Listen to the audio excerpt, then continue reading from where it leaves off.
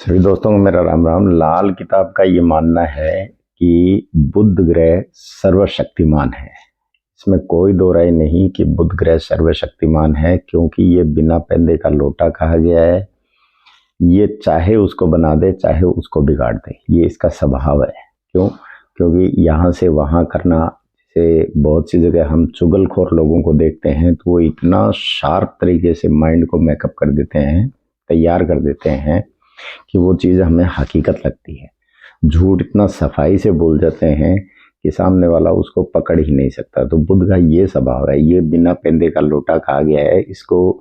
इसलिए इससे लाल किताबें सबसे ज़्यादा डरती है कि बुध अगर अच्छा है तो सारा कुछ अच्छा है। क्योंकि अगर इंसान में बुद्धि होगी तो वो आगे हर तरीके से बढ़ने की कोशिश करेगा, अदरवाइज वो बढ़ नहीं पाएगा। लेकिन मेरा ये मानना है कि केतु ज़्यादा शक्तिमान है। अब इसका हम उदाहरण देखें तो जड़ जितनी भी होती है, चाहे वो पेड़ पौधे हों, चाहे वो आदमी की जड़ हो, चाहे वो मकान की जड़ हो, नीम का पत्थर हो, रीढ़ की हड्डी हो, ये सारे केतु में आते हैं। तो जड़ जब तक क्या है गहरी नहीं होगी, वो पेड़ हवा में हल्के से झुंके से उखड़ जाते हैं। जिस मकान की नींव मजबूत नहीं होगी वो मीनार गिरते देर नहीं लगाती। जिस इंसान की रीढ़ की हड्डी कमजोर होगी वो इंसान कुछ भी करने लायक नहीं रहेगा। जिस इंसान के पैर, ये भी केतु होते हैं, वो अगर काम नहीं करेंगे तो वो चलने लायक नहीं रहेगा। और जिसका बेटा नालायक है, क्योंकि पुत्र को भी केतु ही कहा गया है, अगर वो पूत कपूत क्यों धन सिंचे, पूत सपूत क्यों धन सिंचे, अगर वो नालायक निकल जाता है तो करोड़ों अरबों की भी संपत्ति को तहस नहस कर देता है। और अच्छा निकल जाता है तो वो बहुत बड़ा अंपायर खड़ा कर लेता है। तो मूल जो जड़ होती है मुख्य रूप से वो केतु है, और केतु बुध को फिर भी कंट्रोल कर लेता है। कारण है कि जैसे हम गणेश जी है, गणेश जी के हम दुर्वा चढ़ाते हैं तो गणेश जी किसके देवता हैं? केतु के देवता हैं। और गणेश जी को धूप चढ़ा के यानी बुध की चीज चढ़ा के उनको खुश किया जाता है, क्योंकि दोनों ही छठे घर से संबंध रखते हैं। और छठा भाव दोनों का, वहां मैत्री है दोनों की, बाकी हर जगह दोनों की दुश्मनी है। तो वहां हम धूप चढ़ा के एक तरह से सबसे पहले केतु को ही मनाते हैं ग्रहों में।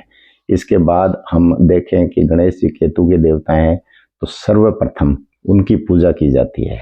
उसके बाद अन्य देवी देवताओं को पूजा जाता है। वो भगवान कृष्ण ने जब न्योता देना इनको भूल गए थे तो जमीन खोखली कर दी थी चूहों ने, तो केतु का वो रोल है। तो इसलिए हम ये भी कह सकते हैं कि केतु कुछ भी करेगा छुप के करेगा।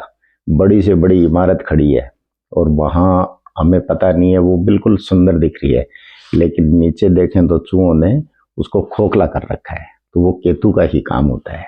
तो इसलिए जहां तक मेरा ख्याल है, वैसे लाल किताब की मान्यता है कि वो सबसे ज्यादा बुध को सर्वशक्तिमान मानती है। लेकिन आज के दौर में मेरा ये मानना है कि केतु ग्रह जो है वो सर्वशक्तिमान है।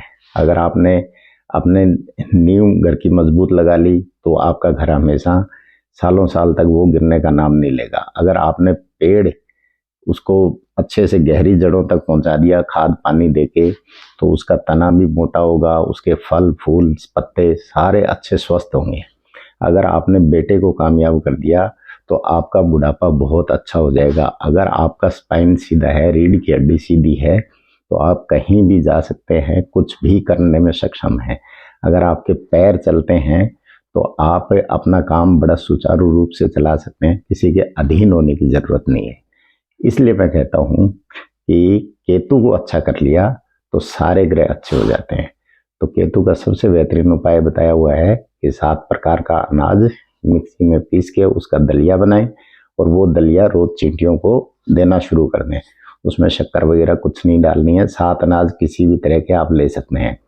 बच्चों को खट्टी मीठी गोलियां बांटते रहे। छोटे जो बच्चे होते हैं उनके साथ खेलने कूदने से भी आपका केतु अच्छा होता है। और केतु को अच्छा कर लेंगे तो ये गारंटी है कि आपको कुंडली दिखाने की जरूरत नहीं पड़ेगी। तो आप भी इन चीज़ों का ध्यान रखते हुए केतु को अच्छा करें तो आपको भी लाभ होगा। नमस्कार, धन्यवाद।